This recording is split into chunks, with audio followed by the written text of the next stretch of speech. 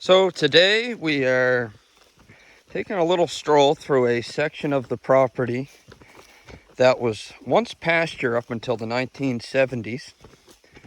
And after that time, it was infrequently mowed, probably until the 80s.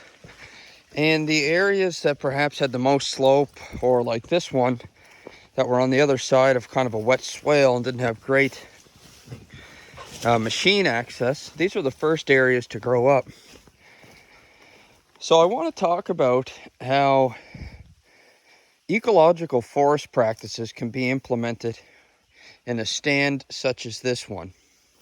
And I want to begin by saying that ecological forestry, the idea of that, which is to manage your forest in such a way that you improve biodiversity, you don't take away from the natural environment, and in fact you're trying to improve the natural environment. The idea of that is very hard to implement with a cookie cutter type of prescription. So in regular conventional forestry, it's quite simple to have a prescription laid out for a stand of trees. You might begin by clearing it, and then you might plant it with spruce, and in 7 to 10 years you're going to go in and space it. And you're producing one crop of trees, a single age class, and we all know the problems associated with this, especially for wildlife. What worries me a little bit as the idea of ecological forestry begins to gain some political momentum in Nova Scotia is that the concept is very hard to put into practice. And one of the reasons I believe that is well, one, you can't prescribe it generally. You have to make site-by-site prescriptions, which is fine, but it's just hard to put on paper and have everybody under the same program. And if you look at where subsidies are spent on forestry in Nova Scotia, they're all to promote the type of forestry that the general public doesn't want. And perhaps, just maybe, the type of forestry that we want isn't something that we can subsidize. Which brings us to the next question. How are we going to get it implemented? In my opinion, one of the best ways to do this is just to end subsidies in general. And we have a woodlot plan written up by an accredited forestry association. And the only things that we can qualify for funding for are things that are going to put our forest towards a monoculture crop. So, not saying the woodlot plan was a waste of time or money, but it didn't really bring us any closer to reaching our goal.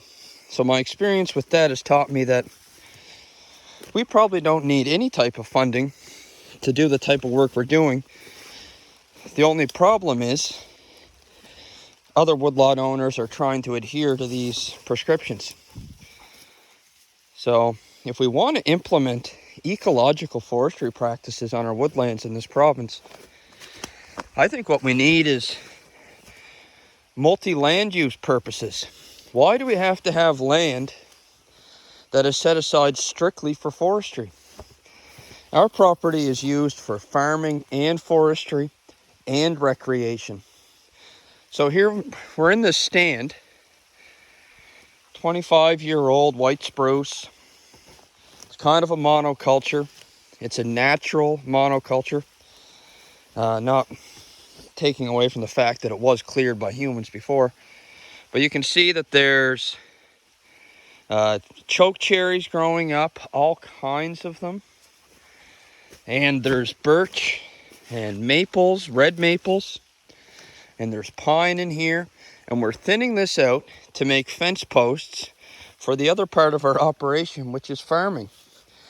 And we don't have to get a subsidy to derive economic value from our woodland. This stand of trees, about 4 acres, we've thinned out. And it isn't thinned in the traditional silviculture sense. We've left clumps.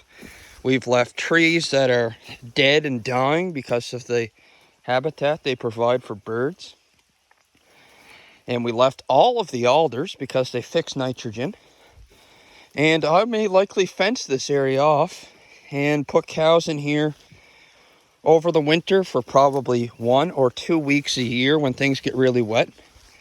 And I don't think that's going to have any detriment on the forest. And their manure and feeding a little hay is going to bring some more nutrients into the woodlot. But this 4-acre stand, let's call it, I've been picking away at this on the weekends.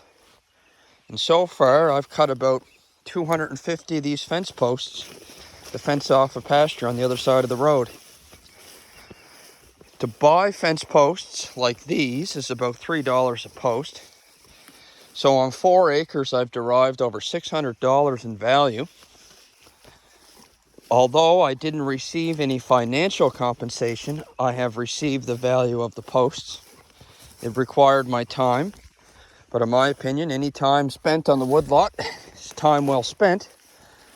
And you can see this is the section of field that hasn't quite grown up like the rest of it. And this was a little more accessible. And I think it was bush hogged, and maybe the hay was made on it for 10 or 15 years longer. And I've been clearing out some of the white spruce, leaving a lot, because even if I bring livestock in here, I want trees. They provide shade in the winter. Protection from the elements in the winter and shade in the summer.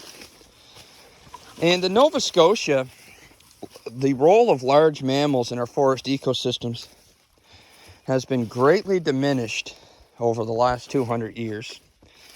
We've gone from having herds of woodland caribou that likely travel great distances on a daily basis. And I think one of the things they were doing is, on a regular basis, they were likely heading towards the coastline and eating coastal plant vegetation and bringing those nutrients back and depositing it in their manure. And so you had much greater nutrient cycling between your land and sea. We also had mainland moose here. Now we have deer. I wouldn't consider them to be that densely populated in this area.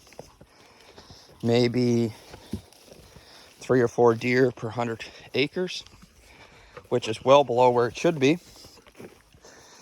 So, multiple land uses, or integrated land use planning, I guess you could call it, is likely the only way that we're going to be able to implement ecological forestry without some sort of hyper complicated set of prescriptions that no one is going to be able to implement and no one is going to be able to agree on. And if we can take out these subsidies that promote the type of forestry we don't want, it would force people to think about other ways in which they can derive an income. There is no reason why woodlot owners can't be harvesting balsam fir for brush in the fall. Easy way to make a couple $100 per acre. Maybe not easy, it's physical labor, but nonetheless, that's an option. Someone who has a early successional forest. And also there's recreational benefits to property that's managed in a way that isn't strictly forestry or strictly agriculture.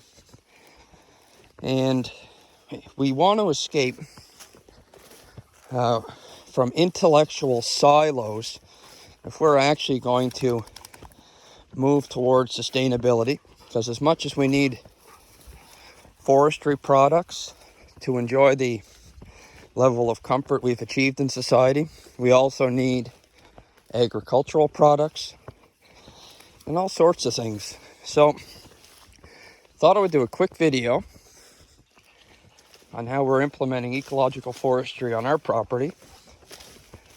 And the key message is it's part of a multi-land use process. And I think that's why we're having some success in improving biodiversity.